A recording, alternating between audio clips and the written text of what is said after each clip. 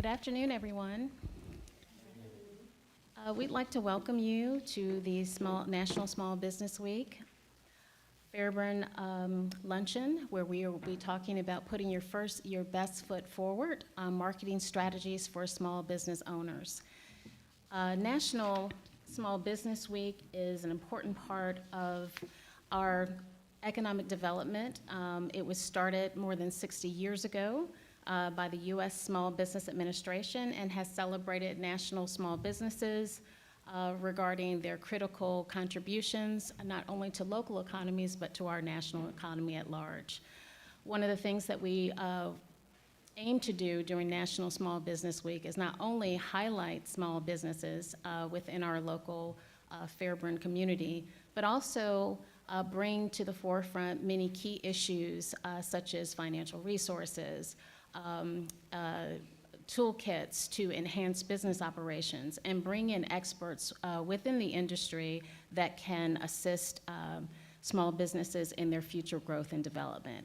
So with that said, we welcome you, and we are looking forward to today's discussion where we are bringing two industry leaders in the area of marketing.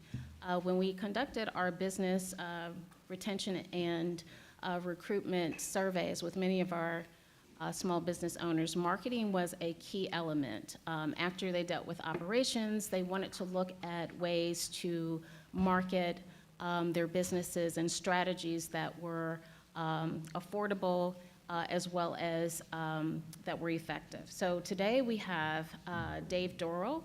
He is the Director of Entertainment and Marketing for the Georgia Renaissance Festival. For many of you, you know, not only does the city of Fairburn know about Georgia Renaissance, but the nation and the world at large.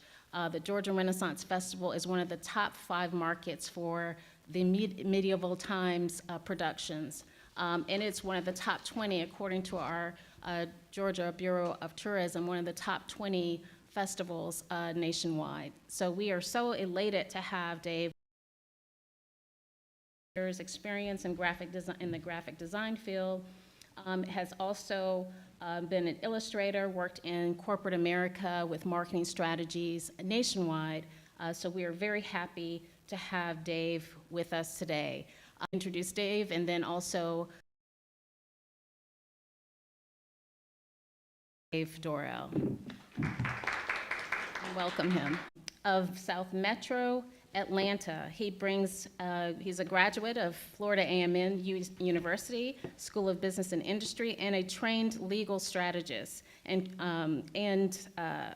Gilbert brings a rare combination of analytical precision others overlooked. Whether positioning a legal brand against Fortune 500 opponents, leading national grassroots mobilization efforts, or developing holistic sponsorship strategies for multi-million-dollar wellness initiatives, Gilbert proves that he is truly a return on investment in the impact and influence and intentionality. As the founder of the Old United Logistics, Gilbert has orchestrated marketing solutions across industries with a clear through line, culturally competent, results-driven messaging that turns brands into beloved moments. His consulting work for high-level political figures, including a former sitting U.S. president, demonstrates his ability to shape narratives at the highest levels of influence. His campaign philosophy is simple: make them feel something, and they'll never forget you. Gilbert's approach to marketing is rooted in vision alignment and community intelligence. He doesn't chase trends, he births them. His leadership of the Community Wellness Day initiative is a case study in branding, building a scale, strategic partnerships, public-private alignment, corporate sponsorships, community activation, and media engagement, all flawlessly executed under his direction. So we are elated to welcome Mr. Ladre Gilbert. Let's give him a welcome. So we will start off with Mr. Ladre Gilbert, and then we'll hear from Mr. Dave Dorrell.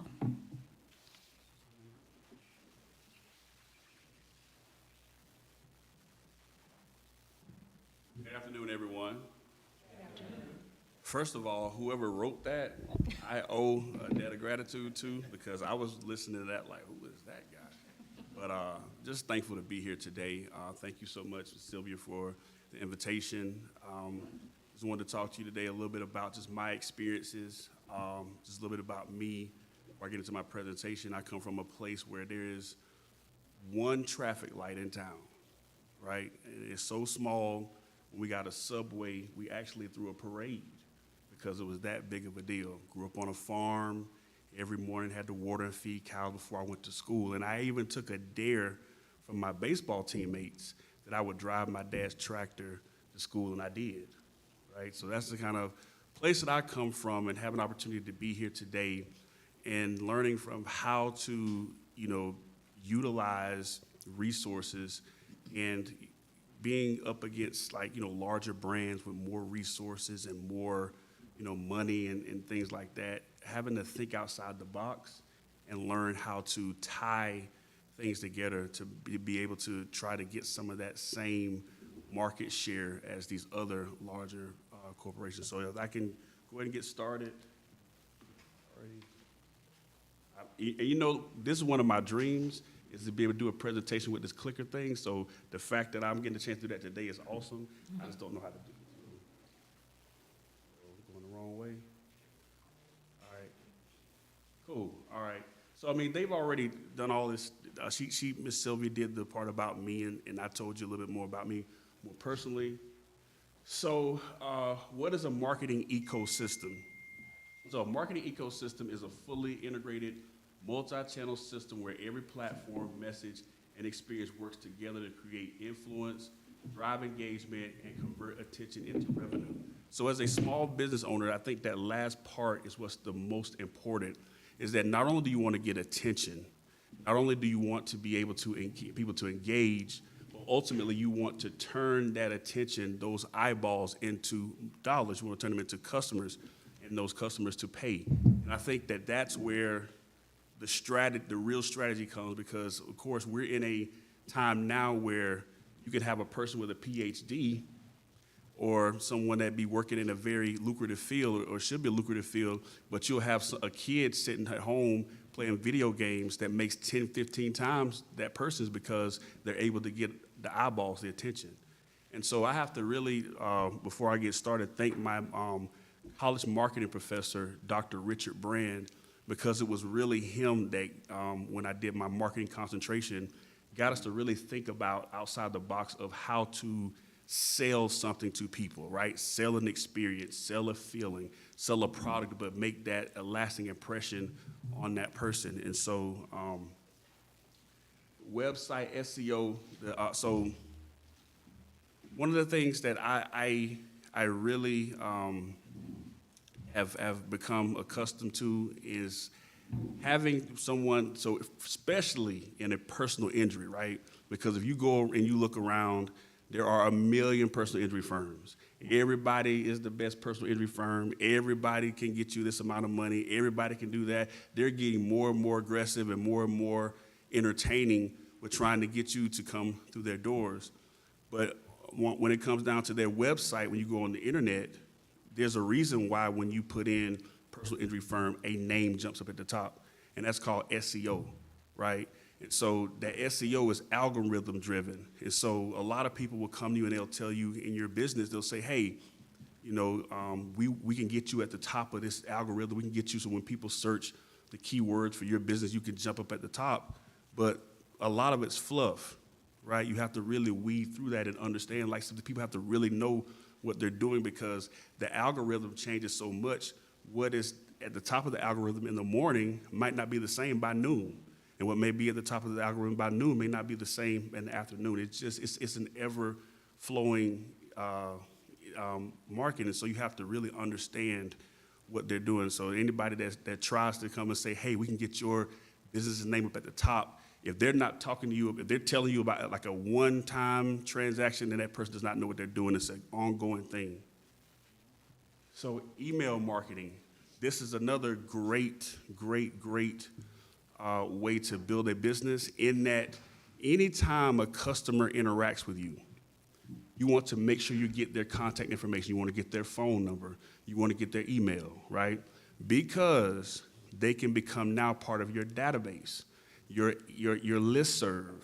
And anytime you have anything going on, running any specials, if people have a food truck, sometimes you can either, even ask them and poll them and ask them, like, what items do they like, right? And that helps you to develop, your products, and it cuts down on overhead because you know exactly what to serve, what the people want, and you can let them know where you're going to be. But so getting emails is a very, very good way to be able to get out and to push your message to people and to be able to go directly to people and let them know. And also keep them engaged. You'll be surprised at keeping a person engaged via email will yield you so many dividends because it's not the one time that you send the email that they're going to actually may be interested in what it is that you have. It may be a year from now, or it may be someone that they forward that information to that needs your product or service. So that's why it's important and it's so important that if you're not careful on your cell phones are collecting your data, and they're watching what you're purchasing, and they're watching what you're looking at, and they're actually selling it to other companies. It's that important because they want to know where the eyeballs are, where the money's being spent. They want to cut right through the chase because they want to get straight to the consumer. So that's how they use that information. Social media, listen, I learned this at a very, very young stage in my career. I could not compete with Morgan & Morgan from a financial standpoint. I couldn't even compete with some other firms, some smaller firms that I had. But what I could do, I didn't have a marketing budget per se, but I could get on social media, and social media is free. And the thing about social media is this, like as a business, you're always selling something. Like you're always marketing. Like you're around somebody and they'll tell you why you gotta post this or why you always post it. Listen, don't pay attention. Like you're always posting something. Any win, any upgrade, any positive that happens, you're putting it on social media. Because what it does is it's continuing to build credibility for your brand. And people love a winner. One thing my mentor, Harold Park, said is, if you look like you're hitting the ball out of the park, people want to play on your team.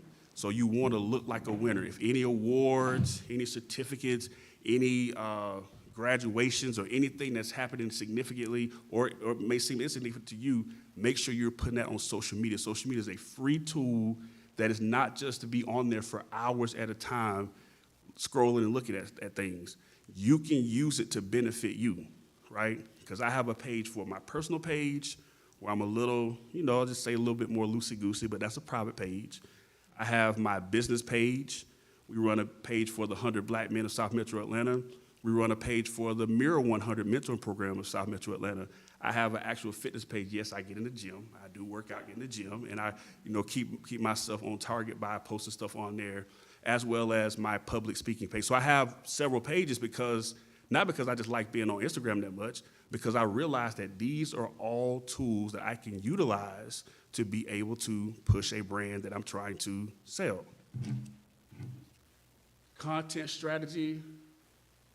So you want, again, so I talked about those different pages we have, right? So obviously, what I'm posting on my fitness page isn't gonna go on my public speaking page.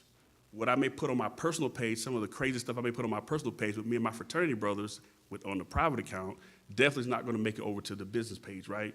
So you gotta have a content strategy. You gotta know who your audience is. That's the number one thing about marketing, who your audience is. And so when you're looking at TV, right, you can always know who they're selling to, who they expect to be watching by what products they're selling, right? So you go and you, like at a game, there's basketball game, if they're talking about beer, they're talking about certain vehicles, they're probably not gonna be trying to sell family vans during the NBA playoffs, but they'll be trying to sell, sports cars because they expect that the male demographic is gonna be watching and that's gonna appeal to them. So always pay attention to the commercials because that's gonna tell you who they're selling to and also help you to develop your own target audience and understand who you're speaking to. Because the way you engage 15 to 34-year-olds is not the way you're going to engage 40 to 60-year-olds. It's just a whole different, whole different mindset, whole different generation. Brand partnerships. Listen, the number one way, and this is something that I learned, that one of the number one ways to move your brand along a whole lot faster is to associate yourself with credible brands, associate yourself with established brands. For example, this is something that I learned. So let's say that I want to give out a college scholarship. I want to give a scholarship, right, to a kid. Now, I can walk up to a kid and say, here you go, here's $1,500 scholarship. And I've done what? My business has done a donation. I can take a picture. Our business gave a $1,500 donation. But let's say if we wanted to get the full breadth of giving that scholarship, what would we do? So you'd find a student that was at, probably, let's say, for example, up here, an HBCU student, right? Because there's a whole following for that. And not only would you find an HBCU student, you may even go as far as to say, okay, well, I'm going to get a fraternity or a sorority, right? And then you may go to whatever college or school that they go to. So now when you post this, the reach has gone from you're just goodwill, you're doing a good deed. The reach has gone far because now you're able to tag the university. You have a theme in that you gave it to an HBCU student, which is a whole following, whole demographic. You've given it to a fraternity and sorority, which that has a international following. So that one transaction that took place has been magnified because you have associated other established brands with that. That's another way to move your business forward a whole lot faster, is having established brands that you're working with. Another thing, community engagement. I was taught this by Attorney Willie Gary, Attorney Benjamin Krupp. I was taught this by them, but when you're dealing with the community, you can't go wrong in these areas. If you're doing something with children, doing something with a school, and I mean a school, kindergarten, all the way up to to professional school and everything in between, and churches, that is a winning formula. You cannot go wrong anywhere in there. You just can't go wrong when you're doing the community engagement. So, for example, one of the things that we did with the Mirror 100 is there's a program called Lifting Our Voices, which is at it's a whole bunch of schools in the AUC and other areas. There's Georgia Tech's in it, Agnes Scott, and some of the in Georgia State. But these are kids. These are college kids that get together every weekend and make sandwiches for the homeless. And so we went out and we did a lot of work with them. And because we did a lot of work with them, and we were intentional, that's what we wanted to do, we wanted to make a difference. But because we did a lot of work with them, now you're talking about every time we post, there are 7 to 8 schools that we can say we partnered with. We also say that we work with all the Divine Nine sororities and fraternities because they were all there, as well as some athletes and some of the teams. So when we posted, it got that much more reach because of the nature of who we associated with. So that community engagement has to be strategic. Yes, you want to make sure that you're engaged with the community. We all want to make sure that we're engaged with the community and giving back. But as a business, there has to be done in a way that's going to maximize your ROI, your rate of return. All right, so building a brand in today's market, in a noisy world, and we know it's noisy, right? Like these phones, like how many of you going out to a restaurant and seeing a table full of people and everybody's like looking down at their phone, right? I couldn't even imagine growing up like that. Like everybody is in their own world, nobody's talking to each other. That's kind of weird, right? But marketers, they understand that identity is currency, so you want to be able to know. So, for example, if I said, ba-da-ba-ba-ba, I'm loving it, who am I talking about? Right. Have it your way. Who am I talking about? Right. As y'all can probably see where I got some, at least I stay in the gym. They're working on me. Like those, so, but exactly what the identity of these companies are because they've made sure they've established that identity. You don't have to look at like when you see certain companies or certain brands, like for example, like logos. If you were to see was it red, white, and blue tomahawk? We're in Atlanta. That's the Braves. You know, you see the silhouette of that bird. You know, that's the Hawks. So they've gone out of their way to make sure that when you see this, like you know exactly who and what you're dealing with because of that identity. Clarify your message. Your company needs to be known for what? What is it that you're trying to convey to your client? Don't, you know, if this is a community engagement post, then it's about community engagement. If you're having a sale, there are ways that you can actually structure that post so you're more likely to bring people in and they're more likely to actually, you know, engage with you and actually to hire you or spend that money with you just by the way you write your post, the way you write the numbers, right? All of that stuff is pertinent. Clarify your message, design your voice and your visuals. Like you want to make sure that there are certain colors that are your business. So just take a wild guess. I'm going to take Omega. I'm an Omega. Take Omega Psi Phi off the table. I told y'all where I went to school, right? Guess what my logo colors were for my law firm? Just take a wild, not you, Mr. Bethune-Cookman, not you. No, I said take Omega Psi Phi off the table.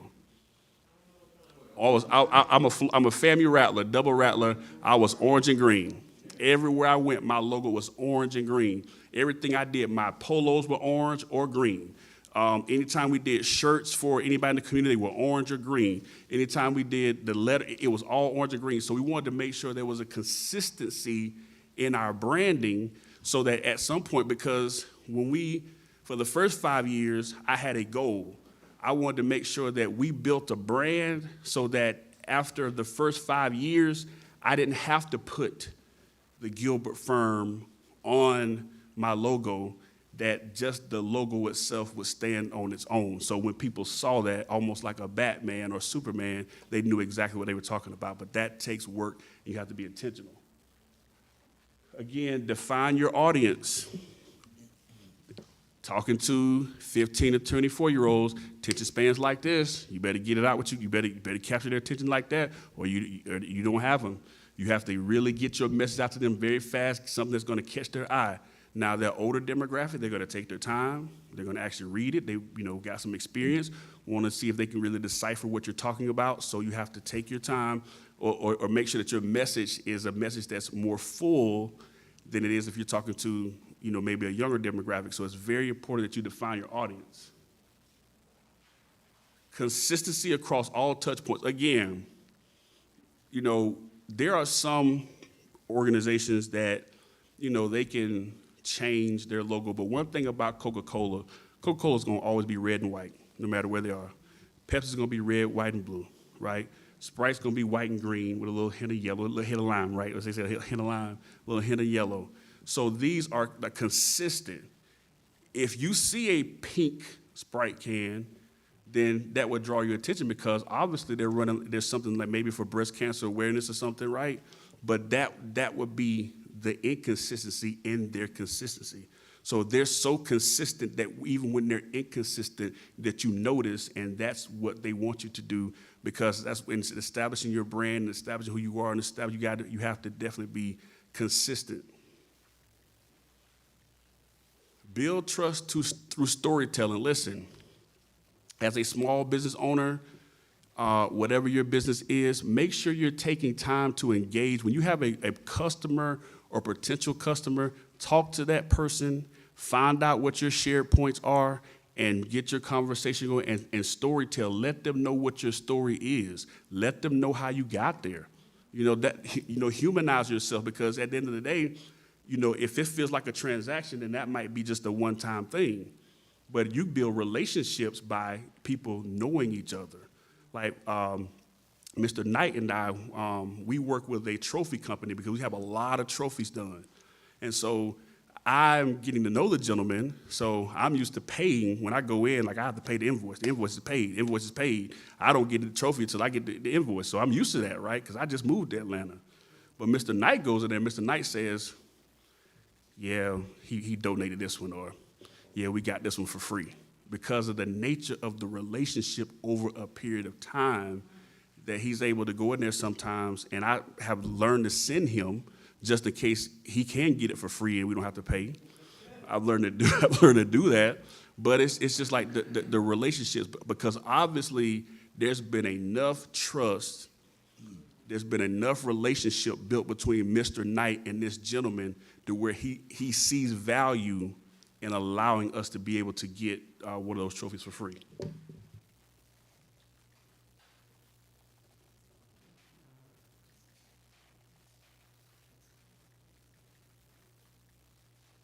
Clicker. All right. So trademarking and brand protection, this is the part, like the legal aspect. Once you get to the point to where you've established your logo, and now that's going to be the logo that's going to represent you, trademark it, copyright it, okay? Brand protection. Why? Because your good idea will be somebody else's great idea, and then you'll have to go back and buy your good idea from their great idea if you're not careful.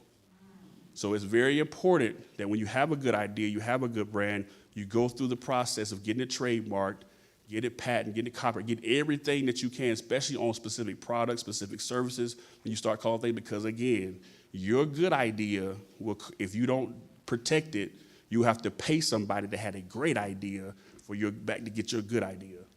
Websites as well. Sure. As it relates to copywriting and trademarking, logos and brands, it seems to be a very lengthy and costly process, seeing that if you happen to submit a application for copywriting or trademarking, and it comes back per se, somebody already had it in some type of shape, form, or fashion, then that's just money lost. So is there any further recommendation you can give to us as it relates to doing the application process or starting the application process for copywriting and or trademarking? You know, ma'am, that's an excellent question, and I just helped someone go through that process earlier this year. So I'm going to start here and say that, like, first, there's no way around this is the cost of doing business. So just know that's just part of what you're going to have to do. Whether you are able to get it or not, you're going to have to eat that cost, because the other side of that is, if you don't do it again, and someone sees that you have a great idea and they copyright that, now you're going to be in a world of trying to work that out. For example, I was working with a foundation here. They call themselves the Ball Foundation. That Ball Foundation was already copyrighted in something similar out in Houston. So now they're at the table negotiating, because there's a cease and desist that's been sent to that office, so they can no longer call themselves the Ball Foundation, right? So it's just cost of doing business, but another thing is, make sure you get with somebody that knows what they're doing, because you'll have somebody that'll come and take your money. They don't know from Adam. That little search that you do, that's not good enough. They have to really look and search and find out what's going on, right? And then they have to be able to help to advise you, and don't be afraid to ask questions. But another thing about that is, like, when you do that trademark application, when you submit it, you start 6 months behind in line. That's before they even get to review it. You're already 6 months behind in line from your initial review. So be ready for that process, because it is a lengthy process and it can be costly, but it's a very necessary process, because as you're forward thinking, right, you want to be able to make sure that you're protected, because you don't get into business to fail. You get into business to grow and to thrive. So that's why it's important for you to have that mentality to go ahead and pay for it and get it done, so that you can protect that part of your intellectual property. and it's very key and vital. So contract structuring for marketing partnerships. I didn't learn about affiliate marketing until I got up here in Atlanta. Nobody, like, so when you go working for some people and you're talking about working for them, they don't want to pay you. What they want you to do is they want you to bring in business, and then once they get that money in their pocket, they'll give you like a percentage off of it, right? Like, yeah, I'm not really a fan of that, but you're going to make sure that you have contracts in place when it comes down to like the contract structure for your marketing partnerships, because we are putting a program together with the 100 Black men in the city of South Fulton, and there's going to be a lot of money that's going to come across the table. We're working with another organization. There's going to be a lot of money that's going to come across the table, and the lawyer in me looks like, man, it's probably going to be a problem down the line once they see how much money that we're actually going to be able to generate. But again, I trust Mr. Knight and his expertise and his relationships up here in the city and in the metro, and we're hoping that it does not come to that. But again, you have to be very careful when you're doing that cross-pollination with marketing, because as the money that's generated now, who is owed what and what percentage, right? So you make sure that licensing, merchandising, ownership, all of that falls up under the same thing. But I would just say, but this is for specific to products.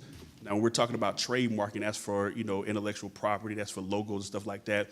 But if you have a certain hoodie with a dot at the top, and that dot says DOT, and that's yours, you want to make sure that you go with licensing, merchandising, ownership of stuff like that, like things that are products that are specific to you and specific for why. What is that area that stands out that makes it yours? And so we built brands with both vision and legal foundation, protecting what we create, and scaling what we control. So anytime I started my mom's kitchen table, when I say I started my mom's kitchen table, I mean mom was frying chicken over here. I was at the other end right here doing briefs. Like, that's literally how I started. And so at that time, again, like I said, you have to take what you have. It doesn't matter where you start. It just matters that you start. That's the main thing. And don't worry about, comparison is always the thief of joy. Don't worry about who's moving faster or who got this or whatever. Focus on what you have, believe in what you're doing, and then just consistently do the work. Because, as you're getting out there, you're marketing, you're building your brand, you're going to lose business. You're going to lose money for the first 5 years. Matter of fact, the government expects you to lose money when it comes down to filing taxes. They expect you to lose money for the first 5 years. They don't expect you to turn a profit. So if you're getting into it to turn a profit quickly, then you're probably going to be disappointed, because you're probably not going to turn a profit quickly, because you're building your brand. But as you build your brand, believe in your brand, you become the walking, talking embodiment of your brand. That's how your brand moves faster. Along with being associated with other established brands, everywhere you go, wear your apparel. Have your cards ready. Put the bumper stickers on your car. When people see you, they go, oh, man, here come Mr. Fix-It. Or here comes, Mr. Lawn Care, or whatever. But that needs to be how people recognize you, because you are so associated and attached with your brand, right? I had polos made with my orange and green logo. I had them in purple, because that's my fraternity. I had them in gold, because that's my fraternity. I had them in orange. I had them in green. I had them in white. And every time I went through the airport, had on my polo. Every conference I went to, had on my polo. I got bags made. I had cups and all kinds of stuff, because I wanted people to be able to recognize my brand. So you may want to consider doing something like that as well.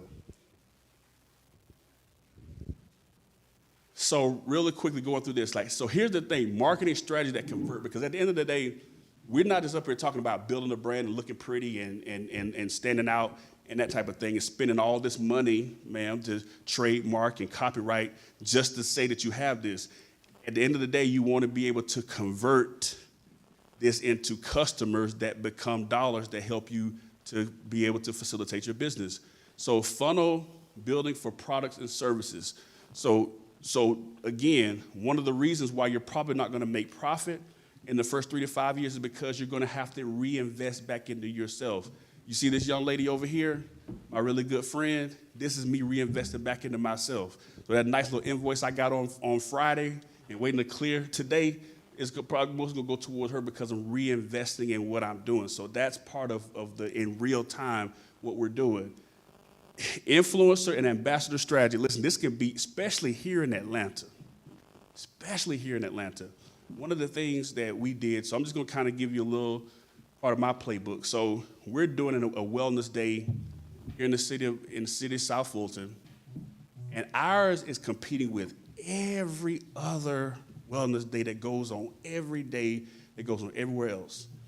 And we're also competing with a national brand that's doing their wellness day on the same day. So one of the things I did was I had a relationship with CeeLo Green, and I told CeeLo, I said, hey man, listen, you don't have to come, you don't have to do anything. We just want to give you an award. Do you accept the award? He said, of course, right? Who doesn't want to get an award? I didn't ask him to perform. I didn't ask him for any money. I didn't ask for any time. I just asked him will you accept an award? He said yes. So guess what goes on the flyer now? CeeLo Green has the largest picture on the front of our flyer as an award recipient. We're not telling you that he's going to be there. We're not telling you he's going to perform. We're not telling you any of that. He's at the forefront because, in my mind, when people see our event, he's such a recognizable figure here in the Atlanta area, they know how to associate our event, how it stands out. Just a marketing principle that I've utilized here. Analytics and iteration for growth. Listen, like, that's the new age. Does anybody not like the NBA anymore? Does anybody not like football or what? I don't like the NBA anymore. I just think it's like a bunch of threes and layups. But it's analytics. That's how they play the game now.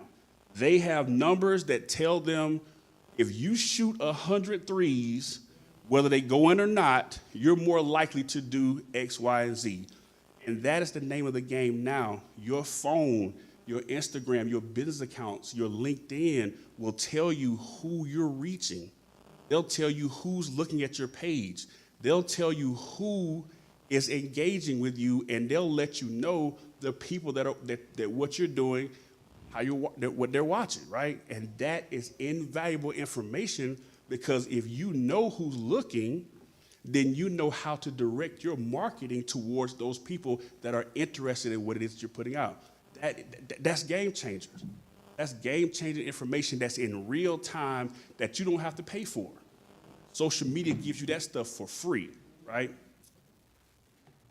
Campaign architecture, digital and traditional. So another thing you do, does anybody know about Instagram or social media boosting posts? I know about boosting posts. That's a real way campaign. Boosting posts will get you out there. I remember one time I had a radio show back home, and I had someone make a flyer, and the flyer was like really, really low budget. And it was the gentleman. Does anybody watch the show on HBO, Ballers? Anybody used to watch Ballers on HBO? You know the guy Vernon, the guy? That's my frat brother. So he was going to come on my radio show. I asked somebody to make a flyer. The flyer was awful. I boosted it. It went all over the world. And in every language that you could think of, I was told that was the ugliest, dumbest, like flyer they've ever seen. But that was proof that people saw it.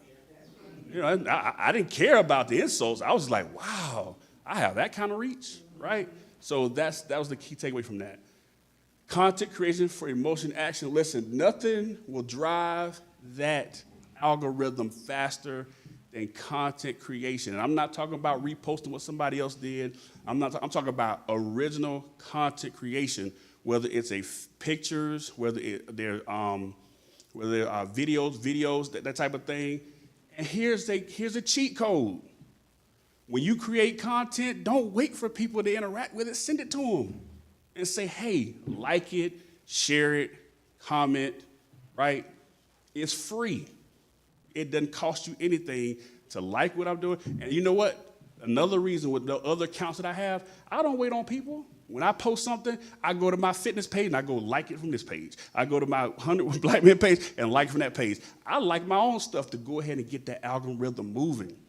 so that other people will see it. And I noticed that once I start that, other people start coming and interacting with the post. But these are just things, that you little small things that you need to know. Almost done, I promise. So this is just real quick. I'm not going, but we've been able to grow like a seven-figure firm before. We help rebrand nonprofits and attract new donors and sponsors. Like this Wellness Day, you know, the 100 Black men in South Metro Atlanta didn't need LaDre Gilbert's help to do anything. They're already an established brand. They're doing a fantastic job. But we're really going to a different stratosphere with this Wellness Day because of the type of people that we're attracting, the type of partnerships, the people that want to sit down and want to work. They're looking at us in a completely different avenue now because we've never really had a health event that was out front. And when you start talking about screening Black men, you know, because we're dying 12 years sooner than our counterparts of preventable diseases, and we're out there and we're providing the resources. Now here comes Grady saying, you know what, we want to work with you. Here comes Kaiser Permanente, who's already, you know, written a check and say, hey, we want to be with you. Here, you know, other people that are saying, hey, we want to come and sit down and work with you because of the nature of what it is that we're putting out there, we're marketing. Yeah, so I had an opportunity to work with a sitting president, not the current sitting president, but not, you know, not to get political, but just a former sitting president. I had a chance to work with them. In my place, it was red. It was going to be red. There was nothing we could do about it. It was just going to be red, red, red, red, red. But we were able to get a little headway. We were able to flip it one time and get a lady elected to Congress from the area that we were because I was part of her campaign and really strategic about it. And we almost got a gentleman elected governor in the state of Florida. I think about 30,000 votes. We really worked really, really hard and endured some things, but we came short. And again, we talked about the wellness. Our mentor program, so our mentor program, we won an award our second year because of things like that, associating with established brands, associate like the community engagement, all the things that you see is just a strategy that no matter what I'm doing, I'm gonna continue to employ the same things and go to the same places. So if you're ready to build a brand that lives beyond trends, design a full-scale marketing ecosystem, transform your audience into advocates, work with a strategist that understands both vision and protection, hey, that's my shameless plug. I love to work with you. That's not why I'm here today. I'm here today because I love talking about what it is that I do, and I'm passionate about it. If y'all knew what I had to go through this morning just to get here today, I praise God and say, Lord, thank you. Because we went through, Mr. Petey, we went through it today, didn't we? We went through it this morning just to get here. But I'll do it because I love it. But I had to just, you know, because of, you know, my marketing, I just can't. And one more thing I'm gonna leave you with. Do not be, real quick. Don't be ashamed. Listen, you're always selling. You're always selling. The people around you should be if there's not in your business right, they should just be annoyed with you. Like, oh my God, here she comes. Just da. Here he is. Oh my God, I always want to sell it. You're always selling something. If you have a product, something that's for sale. Brother Knight, when we get something come alive, what do I do? As a flyer goes up and we post it, right? Because we got a new win and it's time to go sell. If you have a product, you have to sell the product. So you're always selling all the time. People sick of you, they're tired of you. It does not matter. If they're not tired of you, you're not working hard enough. I promise you. Always selling. Ladies and gentlemen, thank you so much. You've been a gracious audience for my time. I really appreciate it, Ms. Sylvia. Thank you for the invite. And it concludes my time. Y'all have a great day.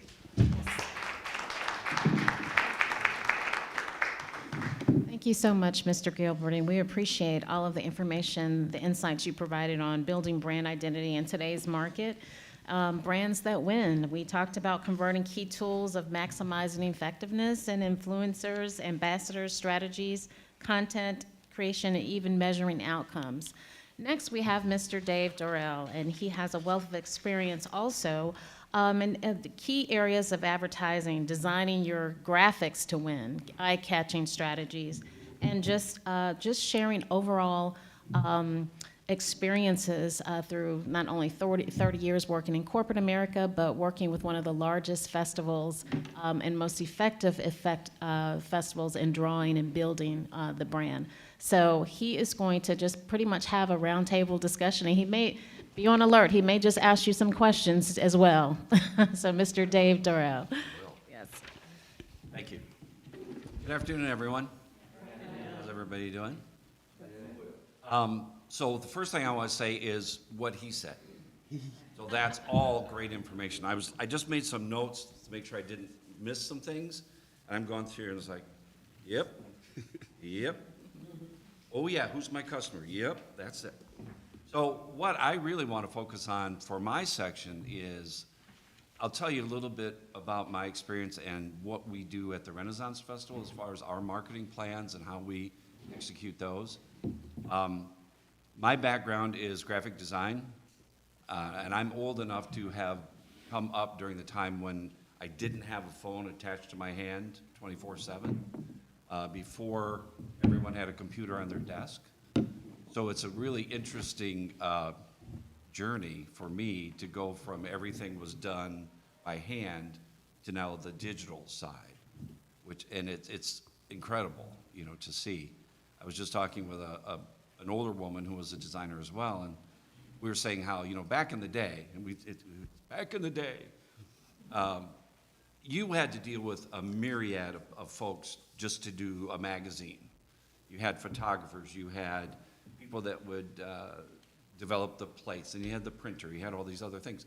Now all of a sudden everything is in a box on your desk, and that's great, but the only thing is now you have to have all those skills also. Rather than just, I can make it look nice, I have to understand all these other things. But all that to say, it's been a great step forward and very interesting. So I think one of the key issues for me, and I've dealt over my time, I was with a large public utility company in Michigan, Consumers Energy it's called. Actually, my last project before we moved down here in '97 was the turnover and rebranding of the entire company. At that time, we had 6.8 million customers in the state of Michigan. It was really only us and Detroit Edison, and they were just around Detroit. So we decided we were going to rebrand the company and change the name. It was a huge project, and we were working with another design firm in New York, so I got to go to New York a lot, which was fun. But then it was my responsibility to roll it out to all of our bill payment areas, all of our other corporate offices across the entire state. Now remember, this is in Michigan, and the timing of this took place in December, which meant every single service vehicle had to be brought inside, warmed up, washed, and heated up so they could take the old graphics off and apply the new graphics. Every sign across the state had to be changed out.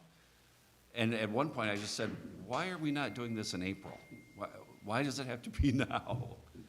So that was a really interesting project. And it was like a case study in branding, because we had an established brand that had been there for almost 100 years. The company was that old. And so to roll this out, we spent a lot of time looking at things like colors and how we were going to take the old logo, modernize it, but not change it so much that people wouldn't know who we were. So we had a round symbol, and we turned that to sort of, and at that time, everything was like a little swoosh, so we went to that. And colors were important, because the colors for the utility company were always red and blue, which represented electricity, which was red, and natural gas, which was blue. So we kept that color consistent. We updated the typeface, which is another interesting thing too. So if you think about your business, and what is the personality of your business, what is your product, what do you want your image to be to people? If your business is, well, let me just ask you, what is your business? Restoration, pressure washing. Pressure washing, yeah. So if someone were to say, what's the personality of your business, what would it be? The restoration where you work, live, and play. We do restoration where you work, live, and play. That would be our dedication to the client. Yeah.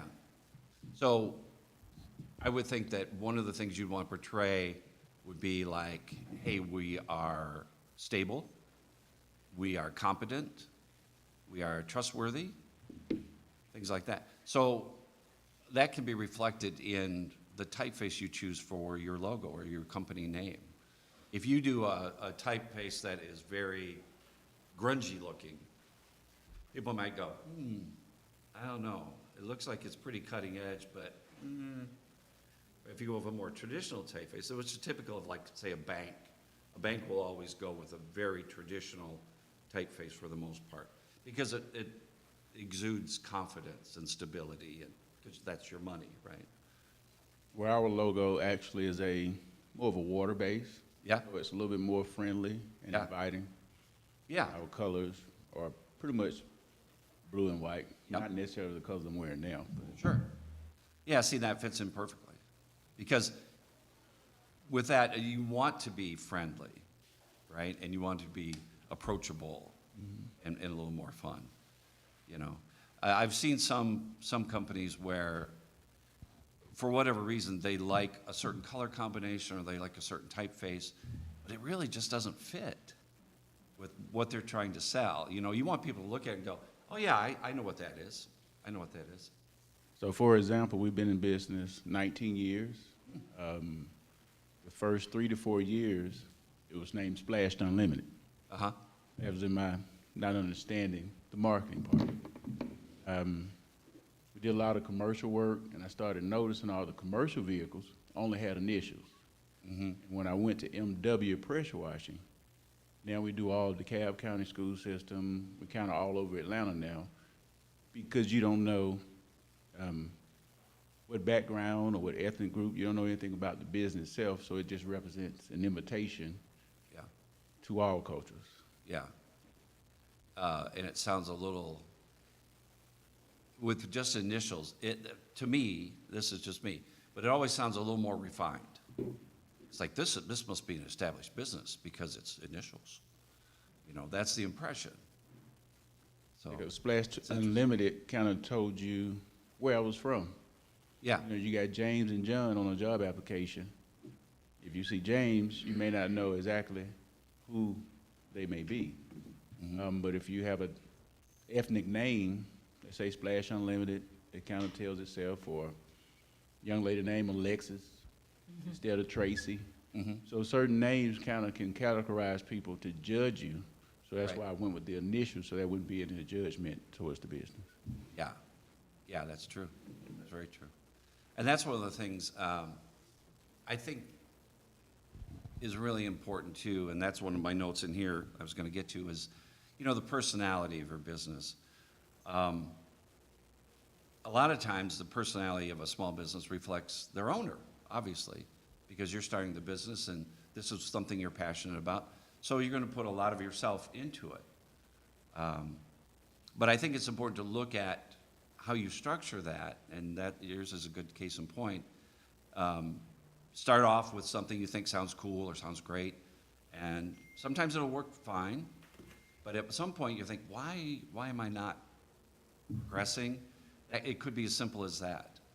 I've seen businesses where they just change their colors, and all of a sudden they get more noticed, you know, or it elevates their brand.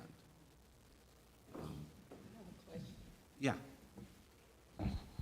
So, as it relates to branding, and you are putting a lot of emphasis on starting out. So a lot of people start out and they don't have access to this information, or they just don't know, right? Right. So now we get to the rebranding part that you had to do because of the age of the Renaissance Festival. It wasn't anything that you did wrong per se, but because you are like vetted now and you want to kind of like, so we come up with our customer and now we want to actually market to a different customer or just add to the customer base, right? Yeah. So what what are some tips that you can give in relation to rebranding?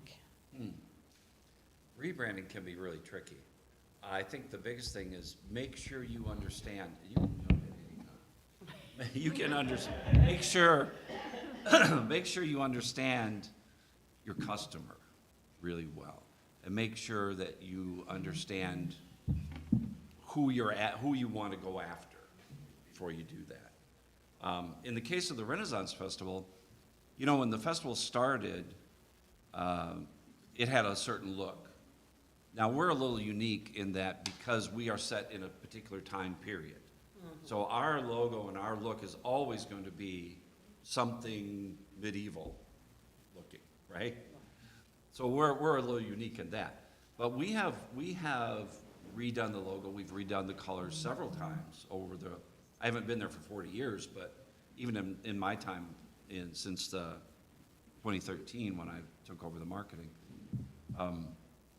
we've updated the look a little bit. We've refined it, made it, I don't want to say it's a little classier, but it's more refined.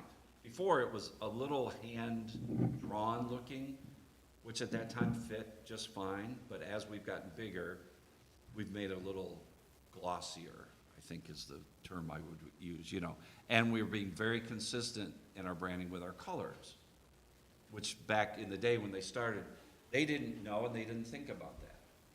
So you might see the Georgia Renaissance Festival might be in red on one thing, it might be in green on another thing.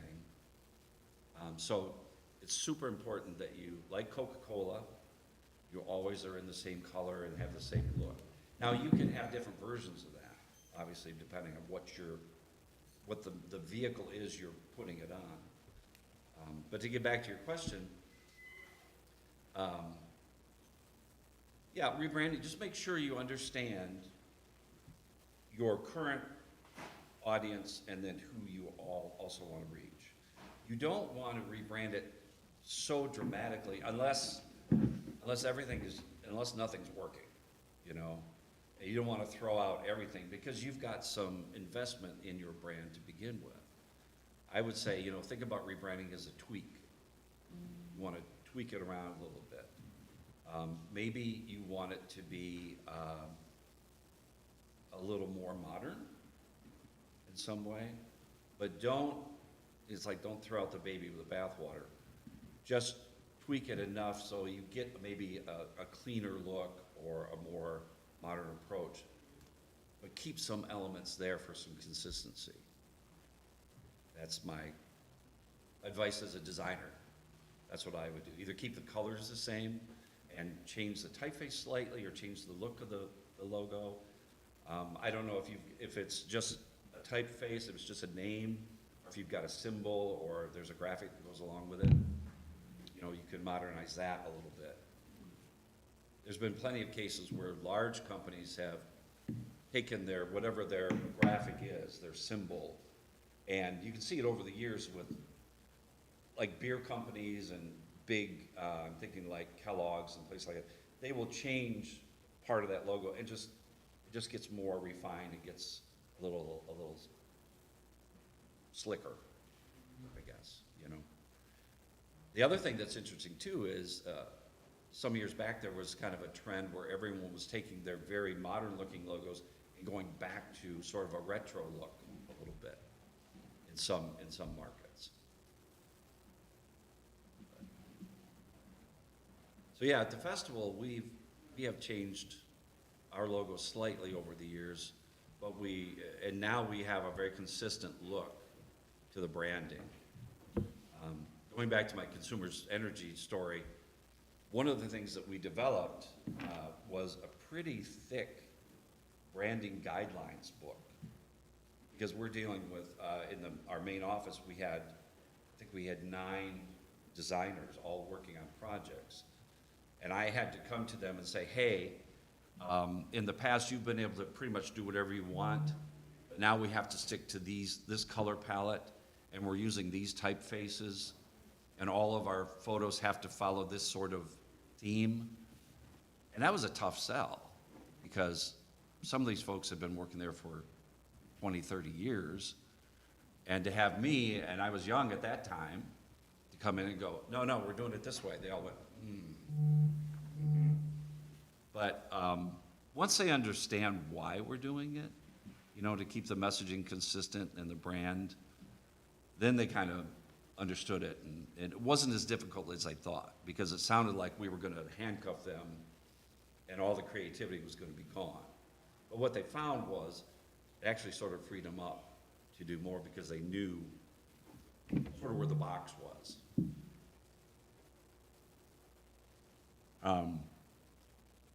One other thing I want to talk about, with the festival, and I made a note during your presentation, we have such a large fan base. So they're our customers, we call them our patrons. It's gotten to the point now where we have folks that will come out every festival day.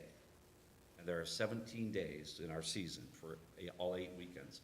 They will come every day. And 2 years ago, they started a Facebook group called the Unofficial Georgia Renaissance Festival page. And when I saw that pop up, I went, oh, I don't know about that. But what I found was these folks are now our brand ambassadors. And that is an awesome thing to have, because they're out there, they're so passionate about it. They're out there all the time, especially this time of year. That's all they're talking about. And so that unofficial page has really just become an extension of our Facebook page and our Facebook presence. And the great thing about it for me is a lot of questions get answered there by our patrons. And I don't have to answer the same question over and over again. They take care of it for us, which is awesome. And I don't get involved in that page. I let them run it unless I see something that is like obviously wrong information. I'll step in and say, actually, these are the hours, or this is that price, or whatever. But having those brand ambassadors out there is invaluable to us, because they're spreading the word, and they get probably 20 to 30 new members every couple weeks on that page. So it's a huge help. And one of the ways we cultivate that at the festival too is anytime we have a customer service issue, obviously we try to solve it depending on what it is. But the first thing that we will do is we will offer people free tickets to come back. That's sort of our currency. And by doing that, we can gloss over a lot of things. I just had an incident yesterday at the festival where we sell premium joust seating tickets, and you pay, I think it's $12 to sit up on the reviewing stand. Well, there was a guy who had had a little too much to drink, and he was getting a little rowdy. We had to take him out. Security had to pull him out. Well, he had spilled a drink on somebody and said something to somebody else, and so there were about 8 people that were not happy. And so I was able to say, apologize, and say, I'm sorry, can I offer you tickets to come back as our guest? And so, yeah, I'm giving away 8 tickets to the festival, but that cost is so minimal in just the goodwill that we're spreading that it's certainly worth it. And I'm getting off on a tangent. But the brand ambassadors are great for your business. If you can cultivate that's really awesome. So I want to talk also a little bit about our media buy. And the first thing I want to say is, does anybody here think that marketing is like a huge monster that's crazy? I think that sometimes. Yes. Yeah. It's a daunting thing to think about at times, because there's so much and there's so many moving parts to it. And then there's social media, which every day there's a new platform that is the platform you got to be on. And keeping track of them, it's crazy. And I'm in a weird situation where I personally use social media about that much. and I use it because I have to for the business, but I don't know, it can be annoying. But you've got to do it, right? Because it's the way to get things done. And it's free. We concentrate on Facebook, Instagram, and Snapchat are our three big ones. We also, in our marketing plan and our marketing budget, we do spend some money with an outside firm that does some social media for us, but they do retargeting. And that's when someone comes to your website and clicks through a couple pages, then all of a sudden, and this, from a consumer point of view, is scary. From a marketing point of view, it's awesome. Then we follow them, like we stalk them. And we know where they're going, so we get all that information, which is great. So we have that in our budget as well. So social media is a huge thing. And then we also do, I do all the free Facebook things, and we boost a lot of the posts, because for such a small amount of money, you can boost a post out to thousands of people, you know. Whereas if, hey, I want to be on this television station, or I want to run a radio ad, then you're talking some real money. But I can post a Facebook post, I can boost that for $100, you know, and get several thousand more eyeballs on it, which is great. Yeah. So you go back to the boosting. I think that was a term they used when people are stealing. So this boosting, so how does that really play? Who do you reach out to boost your posts? Well, there's a couple ways you can do it. You can just boost it out to an audience. You know, you don't specify anything. I just want it to hit these people, and you can choose an area. You can choose a geographic area. Like I want it to go out to people within 100 miles of the festival, 100 miles of Fairburn. And so I can do that. Then I can get more specific, and I can boost it out to people who have shown an interest in festivals, music festivals, beer festivals, live music events, things like that. You can get pretty specific in who you're boosting it out to. Okay, for those who are not tech savvy, that's where you come in, the marketing person comes in and does that for you. Is that what you're saying? They can. Okay. It's actually, if you just spend a little time, it's not that difficult. Well, you just said it was a monster. It is a monster. So, No, he's all right. all right, just want to make sure. It's, let me specify what kind of monster it is. In my mind, when I think of marketing and all the different, it's an octopus. Yeah. But an octopus with big teeth. And it's always hungry. And it wants to eat all your money. That's how I think about it. It's just, there's so many things now. You know, it used to be, again, back in the day, used to be you put an ad in the newspaper and you were good, right? Or if you had a little extra money, you'd go on radio. If you had a little more extra money, you'd do a TV ad. Now, man, you got to do all that stuff. Plus, social media and all this other, it's wild. And I will tell you, one of the things in our marketing plan that has really changed over time, when I first started taking over the marketing in 2013, our primary spend for our ad budget was on television. And we were on all three of the major stations in the Atlanta market. And it was expensive. I mean, I was kind of shocked at the amount of money we were spending on that. And over time, we have seen fewer people watch broadcast TV. Everyone's streaming things now. You know, you got Netflix and now every major station has a streaming platform. So we have cut back on our broadcast spend. I mean, we hardly do any at all. I think we're doing one station, but we're doing something kind of fun. We're doing one station, but then on the big three, we're doing what we call it our Friday night takeover. And we are advertising at 6 o'clock on all three of the major stations during the news. So we sort of do a roadblock there and get all of our ads out during that time. But the rest of the money goes to the streaming. Radio is still big for us. And one thing that has kind of come back around are billboards, especially in the Atlanta area, because I don't know if you've driven recently, but there are a lot of cars on the road.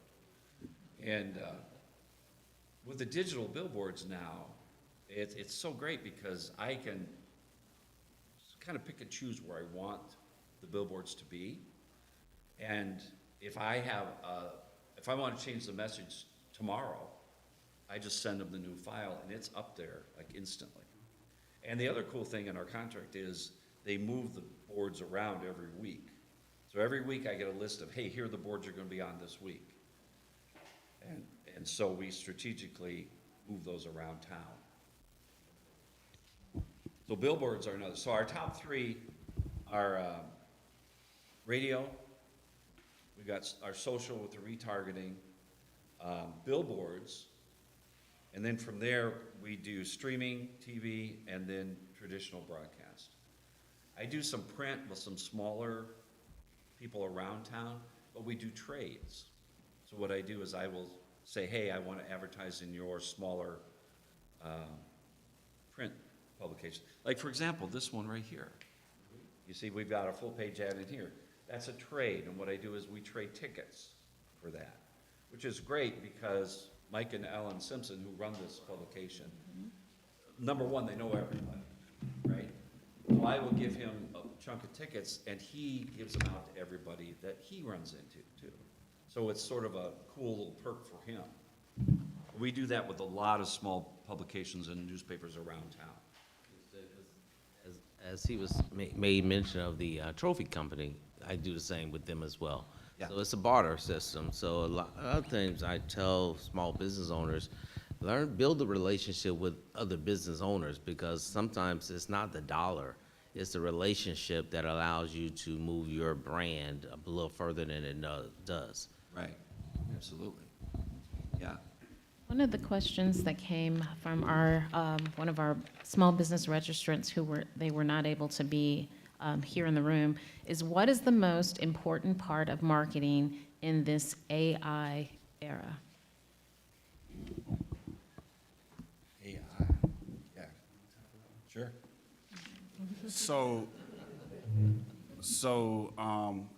I have, in the last month, I used to use the Meta AI on Instagram, and in the last month, I've had a paid subscription to ChatGPT, and it's completely changed my life, right? Business, personal, I mean, just on so many different levels. So now if you're asking how can AI assist in marketing, as much information as you're willing to give artificial intelligence, the more efficient it becomes in specifically structuring something that writes, or delivers for you, right? So matter of fact, what Ms. Sylvia read in the beginning was written by AI, and I just really told AI, hey, can you write me a bio based on my marketing background? And that's what it spit out. And I said, can you make it a Word document? Made it a Word document, and then I emailed it straight from my phone, right? But so now, artificial intelligence, you have to also be careful because there are some people that are using it in a positive manner, and then it'll also, sometimes fool you. Like before you know, if you're not careful, you'll think that you're reading something that's authentic, and it's really not. So I'll just say that, at the end of the day, however that question was framed, familiarize yourself with the tool of AI because it's not going anywhere. It's only picking up steam. AI is going to be a perpetually moving entity as it relates to our society as a whole. So you need to learn as much as you can about AI, how to utilize AI, and how to recognize AI, so that you're able to, best utilize it and be able to maximize, its usefulness. Absolutely. I will tell you a personal story about AI. Last season, we do themed weekends every weekend. And so I create little graphics for every weekend, depending on the theme. And our final weekend is always, we call it Flights of Fantasy, which is a great way of saying there's nothing special happening. Because when we get to that 8th weekend, all the staff are like, are we done? So, but I wanted to have a theme. So I said Flights of Fantasy. So I wanted to create a little fairy graphic. And I'm busy. I didn't say this, but we have a staff of like 4 people that run this Renaissance Festival full time. So we're all very busy. And I'm like, hey, Photoshop has this great AI generation tool. Let's see what it will do. I typed in fairy with wings, blah, blah, blah. I told it what I wanted. And it created a really nice little illustration. I thought, that's great. I posted it, and immediately I got people like, I can't believe the Renaissance Festival is using AI, and you're putting artists out of work. And whoever did this should be, and I'm thinking, you're talking to me. But, oh, man, there's some people that are really adamant about that, you know. And I understand it. But to me, in that instance, in generating images and things, AI is a tool. You know, AI is not going to do everything for you, but it's a tool. You know, and you just have to know when to use it and how to use it. But yeah, in some cases, it's pretty amazing stuff.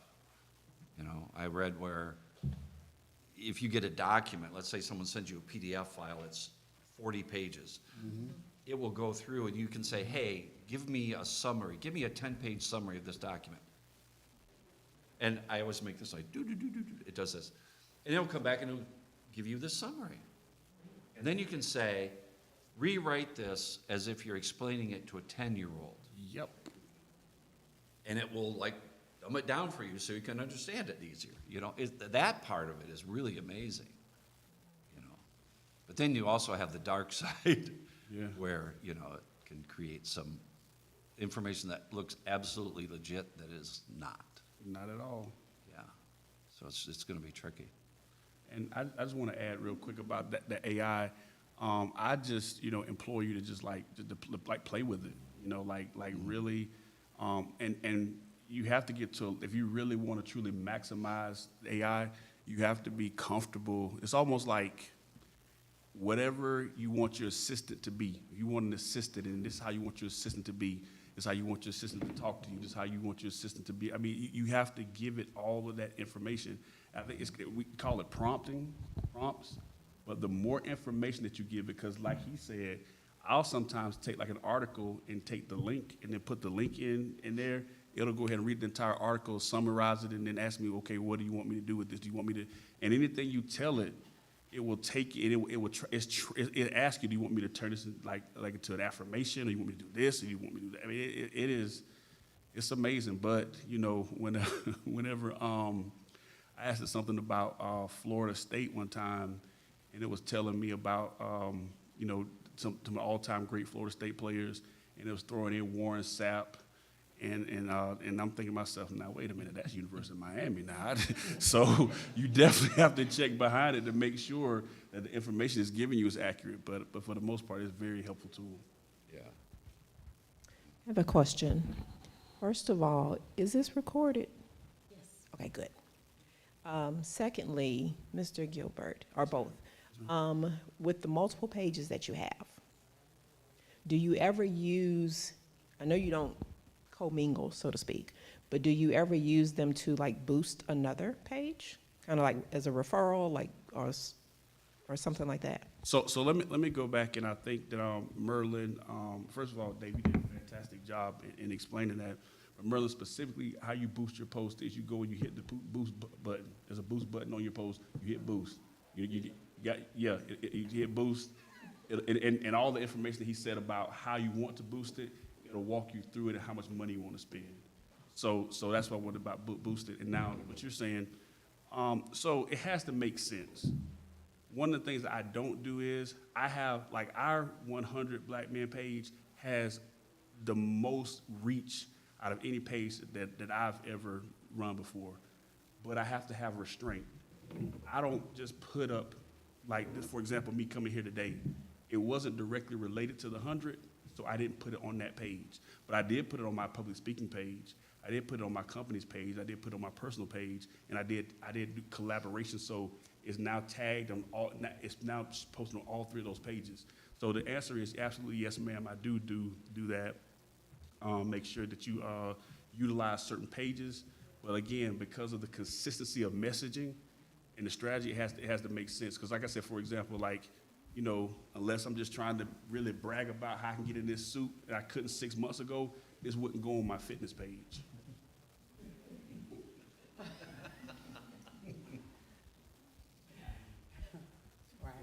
The one thing I will say about social media too is I've talked to some folks and they're like, gotta get a post that's gonna go viral. That's my goal. I'm working hard to do. That's fine, you know, but I would say take a step back, just post stuff that makes sense. And if it goes viral, it goes viral. I don't know that there's any formula to that necessarily. It's just something will click and it will just go. The chief of police here in Fairburn works security at the festival, and he's there just about every day. He posted a video the other day. This has been probably a week or so ago now. I haven't seen it, so I don't even know what the video was. He posted a video about traffic out in front of the festival. And something about that, I think it was because it was from the chief of police or something, it's got millions of views. And he's walking around going, I think I just went viral. We're like, wow, that's awesome. But I don't know that you can force that to happen. You know, you can certainly look at your content and do something really interesting. But I think people get so wrapped up in that word, viral, that they can lose sight of just post the important stuff, you know. And you say this is recorded, right? So has anybody seen that picture of, is it Omega? He's a larger gentleman, he's bald-headed, and he's really singing. I mean, he's singing this song, and it sounds really, really, really good. Man, I've seen that post go viral all over on multiple platforms and all these different things. Guess how much money that I've got in my pocket because I was the one that recorded it, or anybody that I haven't got any credit for it, right? So I'm just sitting there like, wow, I see I have the ability to go viral. It just so I happen to miss out on the money this time, but it's okay. I do have a question for you. Sir. So speaking of virality and your post and business catching on, you both have mentioned, Dave especially talked about the marketing piece, billboards, radio, print ad, and you spoken about social media. For a small business, what's one of the best ways to build community? Because you talked about the unofficial page, that was something that kind of spawned out of someone liking your product and your service. But for those watching and for those here, can you speak to one of the best ways to build community? Because you talked about cross-pollination with your social media, but as far as engaging your community and bringing people in, can you speak to that? I would say just get involved in things, you know, be active in the community, be part of the fall festival parade, you know. We've done for years and years, we've done the St. Patrick's Day Parade in downtown Atlanta. We do the Conyers Cherry Blossom Festival every year. That's not necessarily local to speak, but you know, our local is the greater Atlanta area. So things like that, just look at those opportunities where you can get in and be a part of things. And this is something that we have not done that we probably should do, is we need to create some events and invite the community to partner with us. And I just add to that really quickly. So one of the things that we're doing specifically in our wellness day that we're doing, right? We know, again, every weekend there's a wellness something going on somewhere. Matter of fact, on May the 10th, we have a table at a wellness event. So as we're there, we're gonna pass out flyers, and we're gonna, and then also there's a push to pre-register people for our event. So that's what we're doing. We're actually trying to organically create our community by getting people to pre-register so that via Eventbrite, we're building that database so we can start to interact with them and direct them the way that we need them to. Can I add to that? Because my question was, as far as, like you said, you reached out to CeeLo, like what would be your advice on building those type of relationships, like even with the brand ambassadors, influencers on social media? Like, do we just jump in their DMs, or what do we do to kind of like get them aboard? Are we just going to create a plan to offer them like monies that's out of our small business pockets, or what are we doing? So I'm gonna tell you what happened for me. So I'm gonna just ask you a question. How many times you think I saw CeeLo before I actually had an opportunity to have a conversation with him? Just asking, just to kind of throw that out there. Maybe about 5. About 5 times. So the first time I saw CeeLo was at Fellini's. I had my kids with me, and he was sitting over there and like he was just enjoying himself eating pizza. And I was like, I'm not gonna be a fan, I'm just gonna trust the universe that when the time is right, I'll get a chance to talk to him. And so, working with the agency last year, doing the wellness day that we did, he came on as an ambassador. And so when I got opportunity to talk to him, I basically, like kind of leaned. I didn't jump in, but I kind of, just kind of felt him out. And before you know it, we were having a great conversation, and then the media that day, like, it associated us very well together, and it did a lot. And so when we went back again this year, I went in mind like, okay, well, because I believe in this, and for businesses, period. When you want something for somebody long term, it's always easier to get them by doing this than doing this, right? You always want to go and have something to offer value before you start asking for something back.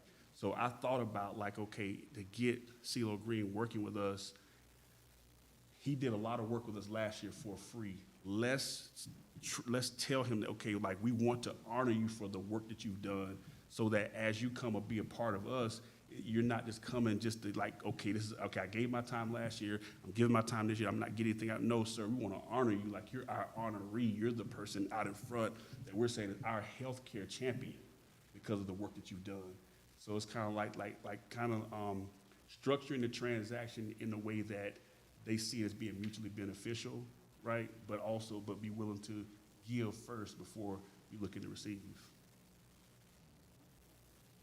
Is that even with like the influencers on social media?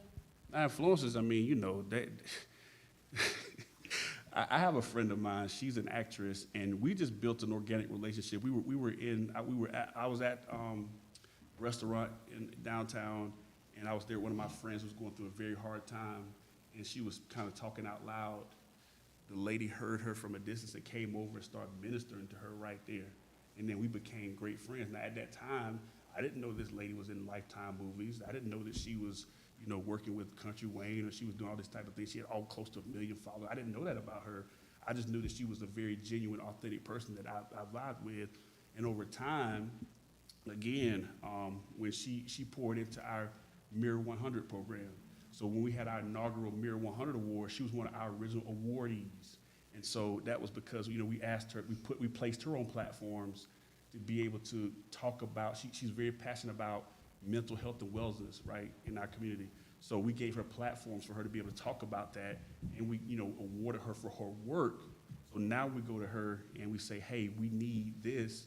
We need you to lead this women's wellness initiative. She's like, you know what? Okay, well, 100 Black men have poured into me and given to me, so yeah, it's easier for me to do that. So I would just say, like, try to build the relationships organically. Now, there are some influencers that'll take you that you can pay.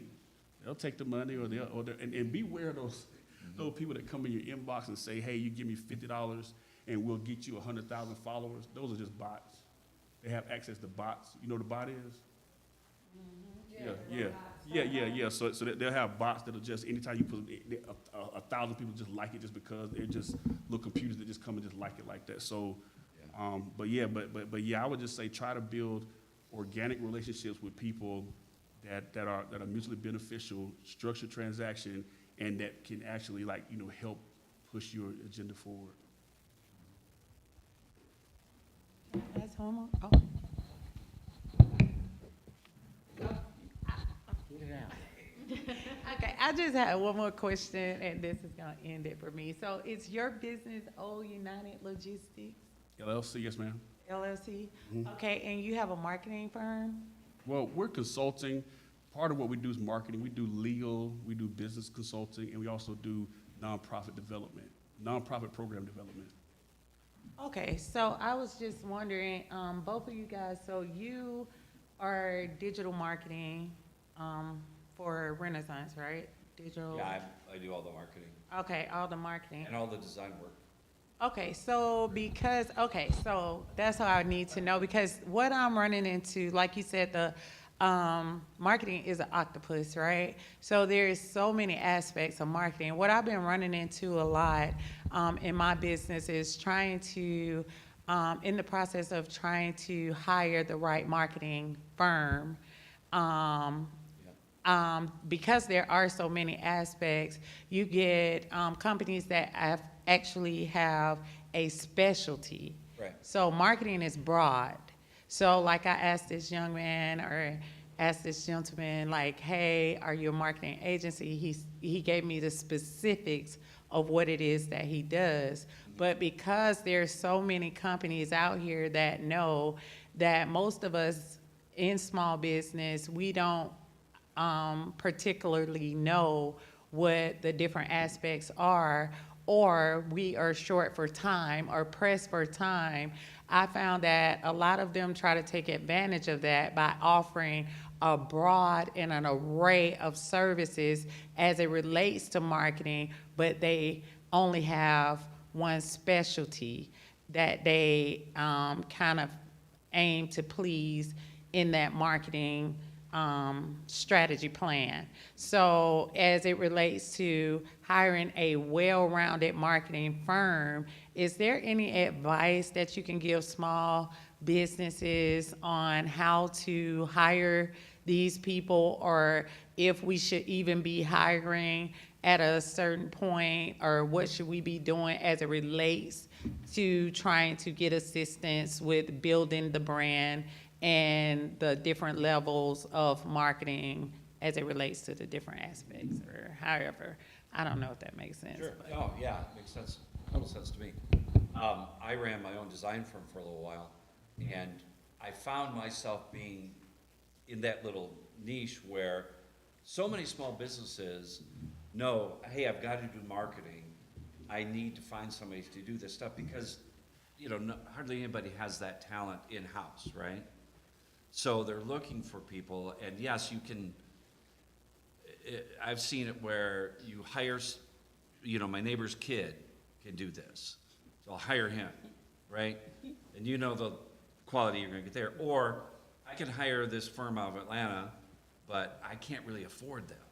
They're huge, right? They're gonna charge me $400 an hour or whatever. So there's a real gap there. So what I found with my business, because it was just me, I kind of fit right in there where I understood small businesses and what they needed. They don't need a big crazy thing, but they've got to have something, you know? So the advice I would say is if you're looking at different firms, look at who their clients are, who they've got, who they've worked with, and see if that lines up with where your business is. You know, if you've got someone that's coming and saying, yeah, we can do your marketing for you, but they're all, you know, giant companies. You're like, I'm going to be the small forgotten one, maybe.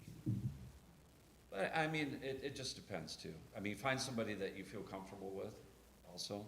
We went with an agency for a couple of years at the festival, and we found that the reason it didn't work out for us was because they really didn't understand our business. And we felt like we were spending all of our time explaining to them who we were and what we're doing. Because it's unique. It is a unique thing. But it's like, at the end of the day, we felt like they just don't get it. And I was spending more time giving them the creative ideas. You know, I'm like, well, shoot, I could do this. Right. You know? So. And I'll just add one simple thing. If you sit down with a marketing firm and you tell them everything that you want to do, and they say, okay, here's our price, and shake your hand, don't hire them. You want to sit down with somebody that when you give them your idea, they're supposed to be the experts, not you. So when you tell them what you want, they need to come back and tell you, okay, this is why this is going to work, this is why this won't work, this is what we suggest. That's who you need to work with. Somebody's gonna tailor a plan, that's gonna listen and tailor a plan specifically to your success. Because what's your business, ma'am? I own a natural hair salon and I make products, and I own a natural hair salon here in Fairburn, Georgia, and I incorporated products and I formulate and make products, and then I mentor young girls in my salon. So it's not your traditional salon setting. So I don't just recruit or hire off the streets. It's all young people, and I mentor them.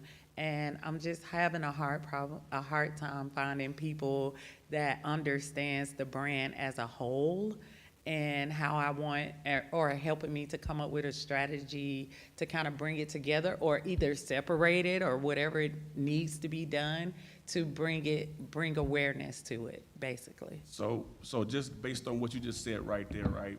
Now, when I'm sitting down with you, what I hear a business and a nonprofit side.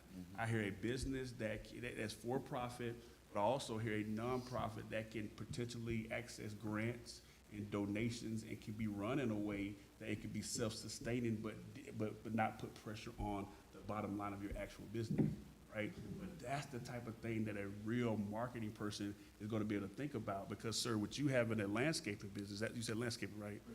Pressure washer business. That person that just tells you, okay, they're going to take your business and they're going to take your business and they're going to put them in a cookie cutter. They're going to run the same play, and it's not going to work. Yours is specific. And you have to have people that are going to think outside the box, because I'm going to tell you what else. If you run it as a nonprofit, because you're mentoring the young girls, do you know how many eyeballs that's going to bring to your business now because of what you're doing? One of the things I did, and I knew I had to have done a good job because John Morgan inboxed me, my old boss inboxed me and said, that was a great job, was like I put inside my firm, I had a college and career center where the students could come in there and they could apply for school, we had somebody employed in there to help them apply to school, help them ACT, SAT, all that prep stuff, and do that. And so, like, we had so many people coming through there and more business. And I didn't do it because of it. I did it because I'm an education advocate, period, right?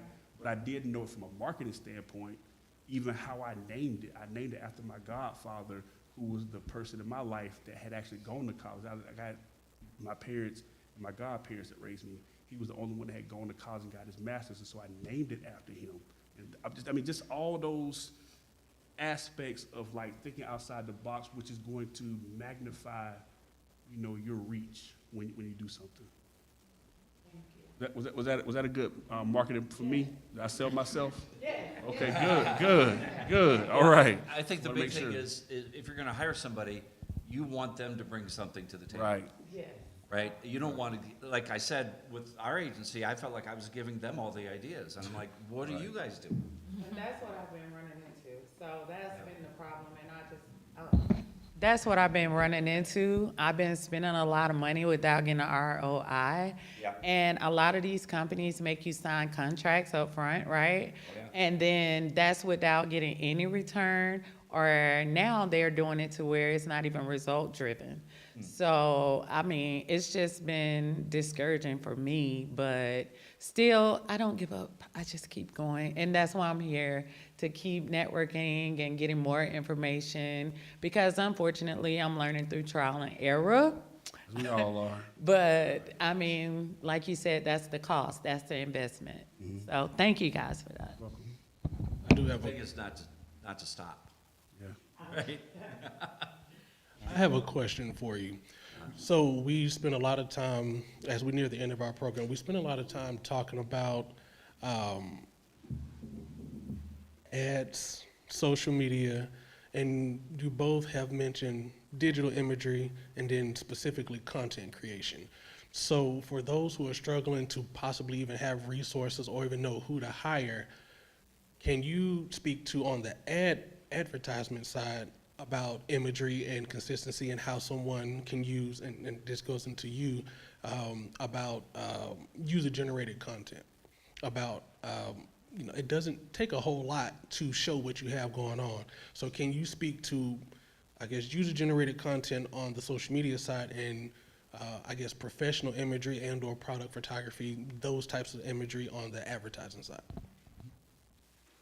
photographers. Yeah, that's super important. It's one of the things I was thinking about last night. It's real important that the photos that you have of your product or your business are as good as they can look, right? Because that's what people are going to see. And if they see it and they're like, that looks a little shady, you know. For us at the festival, I'm fortunate enough that I've got a photographer that comes just about every day because he loves the festival. And I've got an arrangement with him where he can come and go as he wants to. And he shoots probably thousands of photos over the course of our season. But then he gives them all to me. And so I can pick and choose what I want to use for our advertising. And of course, with our business, our product are memories, right? People having a great time. So I'm looking for our patrons doing activities, eating food, watching the joust. You know, the big turkey leg is sort of our trademark image. So that's what I'm looking for, people just having a great time that way. But it's worth, if it costs you a little extra money to hire a photographer, if you've got a physical product, get some nice shots done, find somebody that does product photography. A wedding photographer might not be the right person to shoot your, whatever your little product is. And the other thing I've found too, with photographers wandering around our festival, the chances of them getting the exact shot I want are pretty slim. Like I want to see a kid eating a giant turkey leg. Okay, well, you can spend all day and not find that shot, right? So don't be afraid to stage something. Have a photographer come into your business and pick the people you want in the photo and get the lighting right and get everything looking just the way you want it. It's worth the extra time to do that. There are times when we stage things at the festival and I think, this feels a little like fake, but we get a good picture, and that's the important thing. A little dishonest, but it's not. It's still the same thing.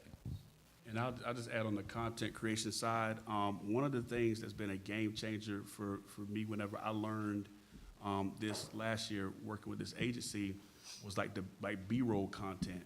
Like B-roll content, because people think content creation is just like turning the camera on and getting in front of a camera and speaking and doing different things and being on there. That is an aspect of content creation, but content creation can also be B-roll videos where you start off a video where, like, maybe, for example, ma'am, in your business where you're talking about, like, what you're having, let's say you're having a Mother's Day special or something for Mother's Day in your shop, and you want the young ladies to bring their moms in, and that's something that you guys were doing. Well, at the beginning of the video, you start off by explaining, like, what you're doing and why, and as you're explaining it, it's cutting to other scenes in the video, and it's showing, like, the other girls interacting with their moms and stuff like that. Like I've seen those type of content do numbers, like do crazy numbers, because now it's like pictures tell a story, videos tell the story, right? You're welcome, ma'am. You're welcome. Just Another thing about that too, I do some voiceover work from time to time, and it used to be people wanted a very polished voice, like the 1950s radio announcer, and now we're going to do this. And that has shifted where they just want the person next door, just an ordinary person to tell their story. Mm-hmm. And so I think a lot of that, with the B-roll, you get something that's a little more genuine because it's just happening spontaneously. And the other thing I will say too about the B-roll, and anytime you hire a videographer, is make sure you get all the B-roll. Like I make sure that when I hire a videographer to come out to the festival, in the contract it says that we own all the footage. So what is B-roll? B-roll, like let's say that we're going to shoot a television commercial here today, and we have a script, and we have the camera shots all lined up. So we're going to shoot all those primary shots, but in the meantime, there might be another camera that's just shooting people doing whatever they're doing. So B-roll is sort of the extra footage that is taken outside of the main shots, and there's usually a lot of it. Or a lot of times we'll have a couple of cameras on site, at the festival, and somebody will be over here just shooting the crowd, and someone will be shooting the joust, let's say. So they're focused on that. This person is just getting people randomly in the crowd. And you can get some great things, and it's good, like you were saying, you're talking, like if we shoot somebody talking about the festival, I'll use that audio, but then I'm gonna cut in all these shots and show them, hey, here's somebody enjoying this, somebody playing a game, somebody, you know, kind of really cool costume. So that's all what is termed B-roll. And we're actually gonna do one, of today, so I can send you that, so you'll be able to see like how in real time, how that would have worked. Can you believe I had to fight with that joker to get us the B-roll, man? Really? Spending money on B-roll, can you do that? Yes, sir. Yeah. So we're at 2:00. We're gonna take our last question. Yes, thanks. He's been Thank you. trying to ask this question for about 20 minutes. Well, patience is a part of our business.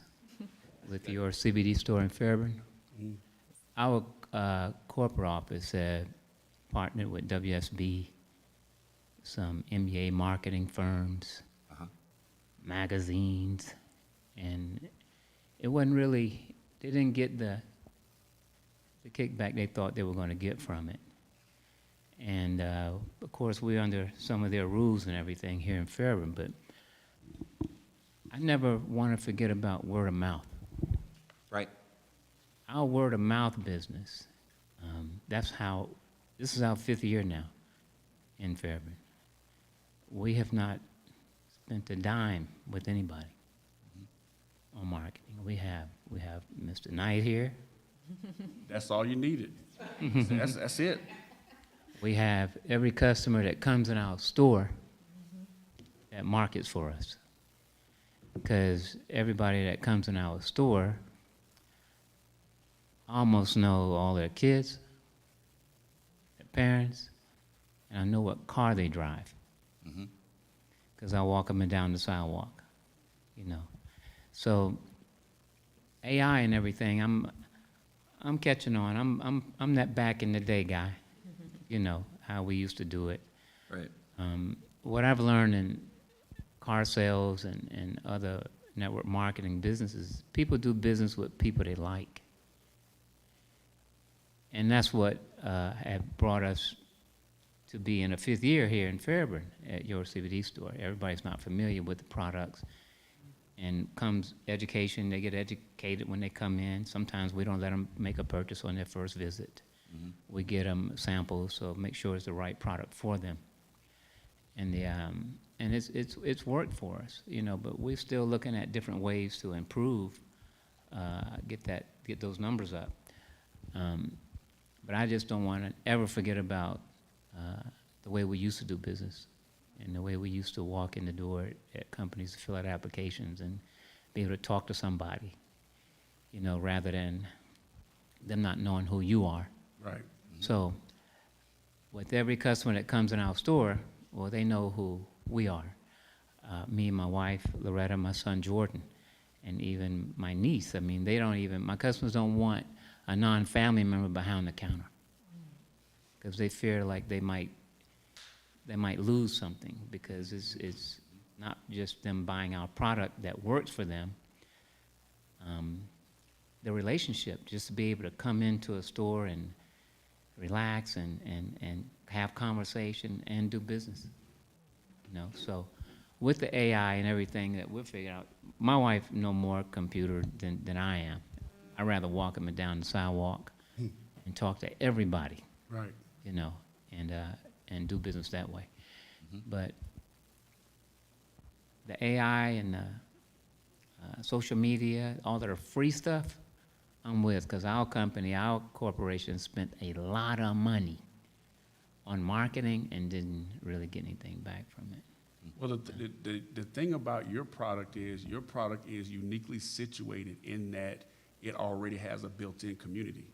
So you're going to talk about people that are going to, you know, because I mean, like, there's still some type of, you know, taboo to like using those products. Right. So it starts off as people that say, hey, you know what, I've used the products, they've helped me, and then they're going to tell somebody. It's like a built-in already made community that just needs to be spread. Like, yeah, you're going, if you do try that marketing, you know, in a magazine or on TV and stuff like that, there's no way you're gonna be able to get around that personalization. Because yours is almost like going to a doctor, right? You know, doctors can advertise, but when you're really comfortable with a doctor, you don't have to get an ad in a magazine. You're gonna go back to that doctor because you trust that doctor is gonna have your best interests at heart, and they're gonna give you what you need to make you feel better. So I love that, you know, you have that story, because that means that you are really doing the job the right way.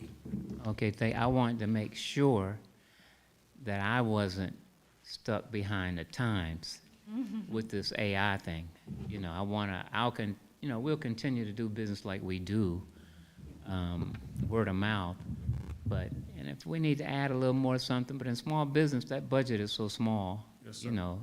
Right. I just want to make sure that we're getting everything, or doing everything we need to do to continue doing business in Fairburn. You know? Yeah, with where you are now, you're good, but when you decide to franchise and go all over Georgia and all over Southeast United States, you gotta start kicking them the other stuff in gear. But yeah, right now, what you're doing, that trust is paramount, and you're gonna continue to do well because of that. Okay, thank y'all. Well, we want to first just thank each of the business owners that took time out of your schedule today. Number one, it's so happy to see you. And we here in the city of Fairburn appreciate you. We appreciate you, and we thank you for your ingenuity, your contributions to the community, all that you do every day to make all of our citizens happy with your product and services. So please give yourselves a hand. Thank you so much for what you do. And we also would like to thank our distinguished guest speakers, Dave Dorrell with Georgian Renaissance Festival, and LaDre Gilbert with the 100 Black Men of South Metro. We thank you, and let's give them a hand for all that they shared with us today, their expertise. As we stated earlier, this is National Small Business Week, May 4th through May 8th, where we showcase our small businesses and just show levels of appreciation as well as information exchange. Please mark your calendars for upcoming events. Our next event will be in conjunction with the Small Business Administration. These are virtual events that you can sign on and register as individuals. You can watch this summit from your places of businesses if you so choose. That is Tuesday, the 6th, from 10 a.m. to 5 p.m. There will be a litany of resources provided by the Small Business Administration. That is a 2-day event. It's also Wednesday, 10 to 5, and then Thursday, we'll just take a load off a little bit on Thursday with our Chat and Chill Business Mixer. We do this in conjunction with our Tri-Cities, and Dave mentioned earlier today 2 of the sponsors of that event, Mike and Ellen Simpson of ATL, Go See Do Magazine. And then lastly, Friday, shop until you drop. Well, if you don't drop, at least shop until you get a T-shirt from the city of Fairburn. All those who shop during Small Business Week will be provided with a complimentary T-shirt. So we encourage you to participate in this week's Small Business Week. And again, we thank you so much for sharing your lunchtime with us. Have a wonderful rest of the week. Yes.